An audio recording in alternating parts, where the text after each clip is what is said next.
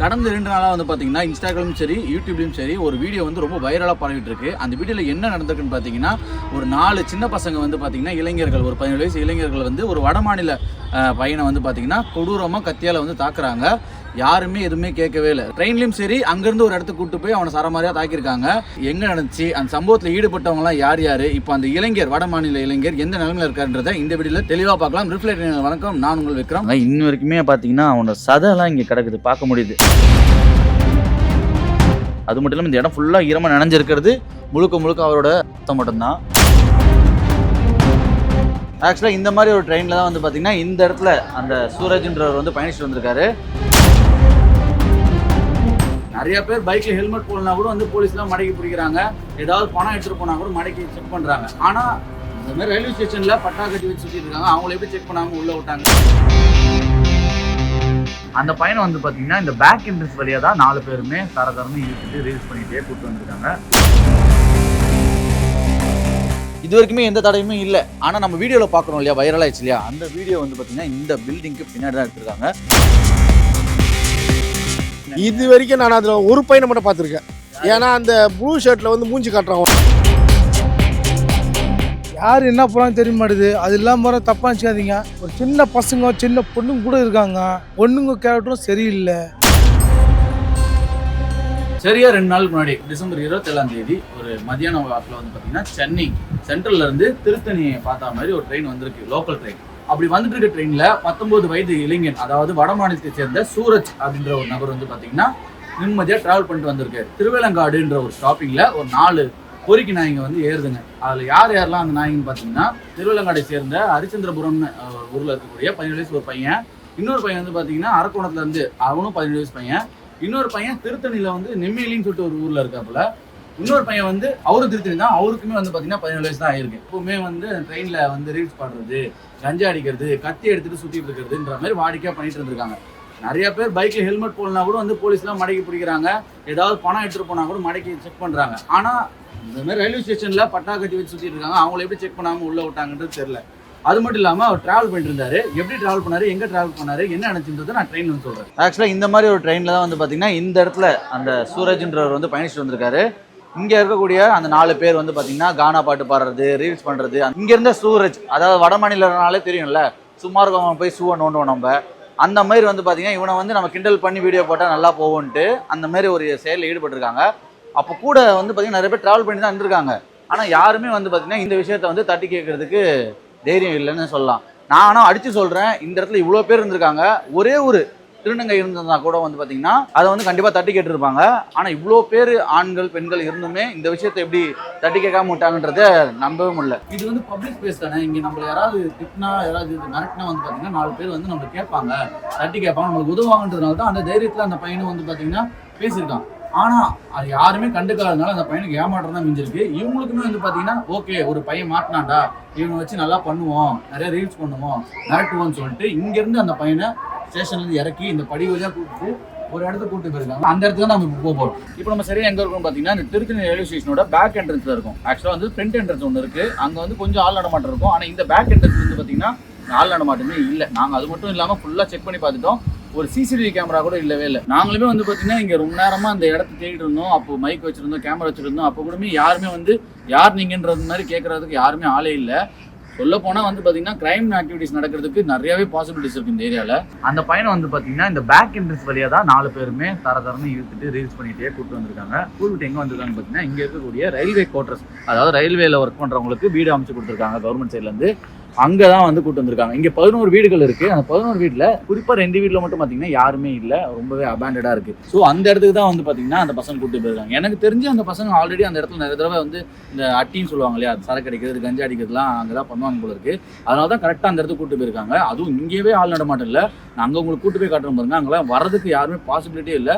ஆனால் வீடு ஒட்டி தான் இருக்குது. ஆனால் சத்தம் கேட்டாலும் யாரும் வருவாங்களான்னு தெரியல. நான் அந்த இடத்த காட்டுறேன். இந்த குவார்டர்ஸ் தான் நான் சொன்ன 2 குவார்டர்ஸ், எதுவுமே ஆள் நடமாட்டமே இல்லாமல் காலியாக இருக்கிறது. இந்த இடத்துல தான் வந்து பார்த்தீங்கன்னா 4 பேருமே அந்த பையனை, வட மாநில பையனை அடித்து இழுத்துட்டு வந்திருக்காங்க. இது வரைக்குமே எந்த தடையுமே இல்லை. ஆனால் நம்ம வீடியோவில் பார்க்குறோம் இல்லையா, வைரல் ஆயிடுச்சு இல்லையா, அந்த வீடியோ வந்து பார்த்தீங்கன்னா இந்த பில்டிங்க்கு பின்னாடி தான் எடுத்திருக்காங்க. அந்த காம்பவுண்ட் சவராக இருக்கட்டும், அந்த மரமாக இருக்கட்டும், அதெல்லாம் இங்கே தான் நடந்திருக்கு. சரியா இந்த இடத்துல தான் வந்து பார்த்தீங்கன்னா அந்த வட மாநில பையனை அடிக்கிற மாதிரி நம்ம வீடியோ பார்த்துருக்கலாம். அந்த மாதிரி தான் இங்கே பாருங்கள், அந்த ரத்தங்கள்லாம் இன்னும் இருக்குது. இங்கே ரத்தத்தோட ஸ்மெல்லு ரொம்ப ஹெவியாகவே இருக்குது, நல்லா பார்க்க முடியுது. பார்த்தீங்கன்னா அவனோட சதைலாம் இங்கே கிடக்குது, பார்க்க முடியுது. அது மட்டும் இல்லாமல் இந்த இடம் ஃபுல்லாக ஈரமாக நனைஞ்சிருக்கிறது முழுக்க முழுக்க அவரோட ரத்தம் மட்டும்தான். வெட்டில் இந்த சவுத்தில் ஃபுல்லாக ரத்தம் தெரிச்சிருக்கு. இந்த பக்கம் வந்து பாருங்கள், இங்கே வந்து பார்த்தீங்கன்னா அந்த பையனோட இளைஞனோட கை அச்சு இருக்குது. இங்கேயுமே வந்து பார்த்தீங்கன்னா அவரோட ரத்தம் இருக்குது, இங்கே ரத்தம் இருக்குது. எல்லா இடத்துலையும் எங்கே பார்த்தாலுமே வந்து பார்த்தீங்கன்னா அவரோட ரத்தம் மட்டும்தான் இருக்குது. அவரை வந்து கொடூரமாக ரொம்ப தாக்கியிருக்காங்கன்றத இந்த இடத்த பார்த்தாலே, இந்த சம்பவத்தை பார்த்தாலே இங்கே நடந்த நிகழ்வுலாம் நம்ம கண்முறை வந்து போதுன்னே சொல்லலாம். நாம் பார்த்த வரைக்கும் பார்த்தீங்கன்னா இந்த இடத்துல அடிக்கிற மாதிரி தான் பார்த்தோம். அது இல்லாமல் இங்கேயுமே வந்து அவனை போட்டு துன்படுத்திருக்காங்க. இங்கே பாருங்கள், உள்ள ரத்தமாக இருக்குது. என்னால் வந்து பிளாக் அண்ட் ஒயிட்டில் தான் போட முடியும். உள்ள ரத்தம் சொட்ட சொட்ட போயிட்டே இருக்குது. உள்ளே வச்சு எதாவது பண்ணாங்களா, என்ன ஆச்சுன்னு எதுவுமே தெரியல. நம்மளால் வீடியோவில் பார்க்க முடிஞ்சது வந்து பார்த்திங்கன்னா இங்கே வந்து தாக்குறது மட்டும்தான். அதுவுமே நம்மளால் ஒரு நிமிஷத்துக்கு மேலே பார்க்க முடியல. ரொம்பவே கொடூரமாக இருந்துச்சு. இங்கேருந்து அந்த பையன் கத்தியிருக்கான்.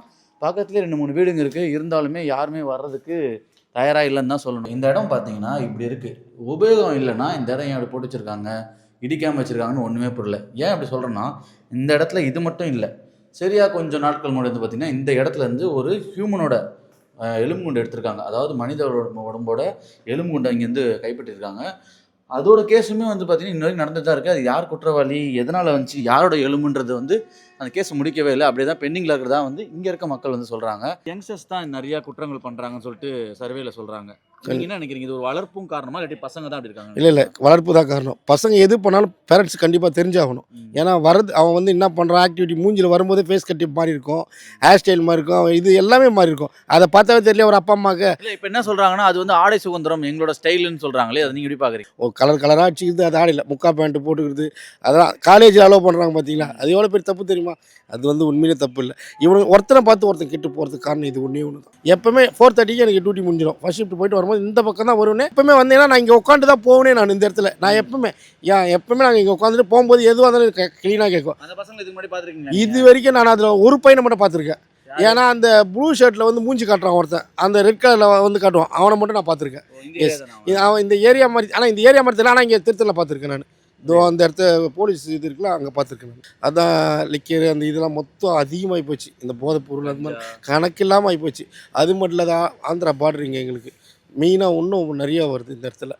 கேள்விப்பட்டிருக்கோம், பட் நேரில் பார்க்கல. அதான் அவர் ரீல்ஸ் பார்த்தீங்கன்னா இன்னும் அதிகம். அந்த லேடிஸும் சரி, ஜென்ஸும் சரி, பசங்களும் சரி, கத்தி வச்சுலாம் ரீல்ஸ் போடுறதா ட்ரெயினில், அதெல்லாம் ரொம்ப நியாயமாக தெரியல. எப்படி கத்தியை உள்ள கொண்டு வர?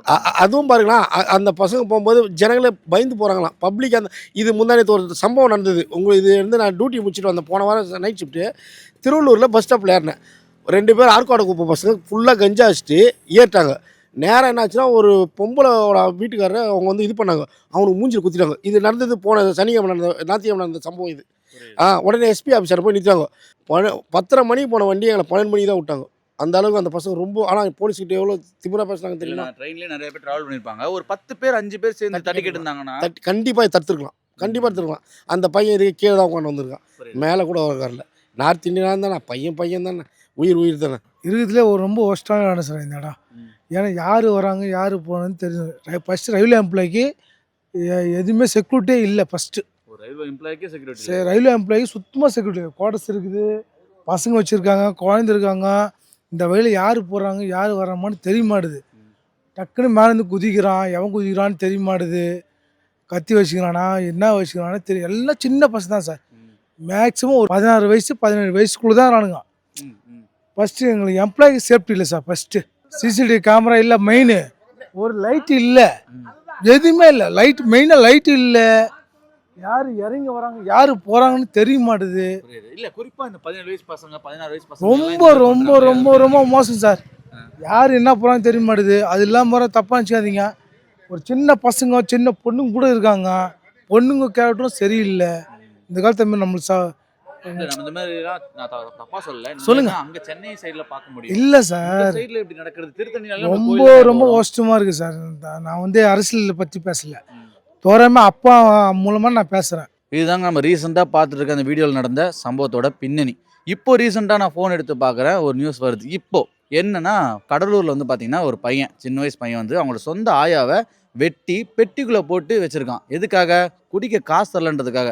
அவனோட வயசு 16. ஒரு 16 வயசு பையன் ட்ரிங்க்ஸுக்கு அடிமையாகி சொந்த ஆயாவே காசு தரலன்னு வெட்டுறான்னா, அப்போ எந்த அளவுக்கு வந்து போதை மயக்கத்தில் இந்த இளைஞர்கள்லாம் இருக்காங்கன்ட்டு நீங்கள் பார்த்துக்குங்க. அது மட்டும் இல்லாமல் இந்த ஜென்ரேஷன் ரொம்பவே ஒர்ஸ்ட்ன்னு சொல்லலாம். இந்த ஜென்ரேஷன் தான் வந்து பார்த்தீங்கன்னா, நம்மளோட குழந்தைங்களும் வாழ போகிறாங்கன்னு நினச்சாலே ரொம்பவே பயமாக இருக்குது. இதே மாதிரி ஒடிசாவில் இல்லாட்டி மகாராஷ்டிராவில் வந்து பார்த்தீங்கன்னா, ஒரு தமிழரை 4 வட மாநிலரை சேர்ந்து வெட்டினாங்க, இந்த மாதிரி போட்டு பண்ணாங்கன்னு தெரிஞ்சால் நம்ம 9 துவாரங்களும் மூடிட்டு சும்மா இருப்போம்னு நினைக்கிறீங்களா? அவன் எந்த ஊருக்காரனாக இருந்தாலும் சரி, மனுஷன் தான். யாராவது ஒருத்தர் தட்டி கேட்டிருந்தா கூட சேர்ந்து இன்னொருத்தவங்க தட்டி கேட்டு இருந்திருப்பாங்க. இந்த நிகழ்வே நடந்திருக்காது. இப்போ அந்த பையன் வந்து பார்த்தீங்கன்னா ஐசியூ வார்டில் உயிருக்கு போராடிட்டு இருக்கான். ஒருவேளை அந்த பையன் இறந்திருந்தானா அவன் இறப்புக்கு ஒரு ஆஸ் எ இந்தியனா நானும் பொறுப்பு, நீங்களும் பொறுப்பு, எல்லாருமே பொறுப்பு தான். குறிப்பாக இந்த சின்ன பசங்களாம் வந்து பார்த்தீங்கன்னா போதை மயக்கம் தலைக்கு ஏறி நிறைய குற்றங்கள்லாம் பண்ணிட்டு இருக்காங்க. நம்மளுக்கு 17 வயசு தான் ஆகுது, நம்மள எதுவும் பண்ண மாட்டாங்கன்னு நினச்சிட்டு இருக்காங்க. ஆனால் ஜுவனல் ஜஸ்டிஸ் ஆக்ட்ன்ட்டு 2015 வந்து பார்த்தீங்கன்னா ஒரு சட்டம் கொண்டு வந்திருக்காங்க. அதில் நீங்கள் ஒரு பெரிய குற்றம் இந்த மாதிரி பண்ணியிருந்தீங்கன்னா நீங்கள் சின்ன வயசு 17 வயசுலாம் பார்க்க மாட்டாங்க. பெரியவங்களுக்கு என்ன தண்டனையோ அதேமாரி தண்டனை தான் உங்களுக்கும் கிடைக்கும். உங்களுக்கு வந்து வேலை வாய்ப்பும் பறிக்கப்படும், பாஸ்போர்ட்டும் பறிக்கப்படும், உங்கள் லைஃபே வந்து காலியாடுன்றதை மைண்டில் வச்சுக்கோங்க. இந்த சம்பவத்தை பற்றி என்னால் முடிஞ்ச வரைக்கும் இன்ஃபர்மேஷனை டீட்டெயிலாக உங்களுக்கு எக்ஸ்பிளைன் பண்ணியிருக்கேன்னு சொல்லிட்டு நம்புறேன். இந்த குற்றத்தை பற்றியும் இந்த குற்றத்தை செஞ்ச பசங்களை பற்றியும் நீங்கள் என்ன நினைக்கின்றதை கீழே கமெண்ட் செக்ஷனில் தெரிவிங்க. இதேமாதிரி இன்னொரு உண்மையான சம்பவத்தில் உங்களை மீட் பண்ணுறேன். அதுவரை உங்களுக்கு விடைபெறுவது this is Vikram and camera பண்ணி உங்கள் அப்துல்.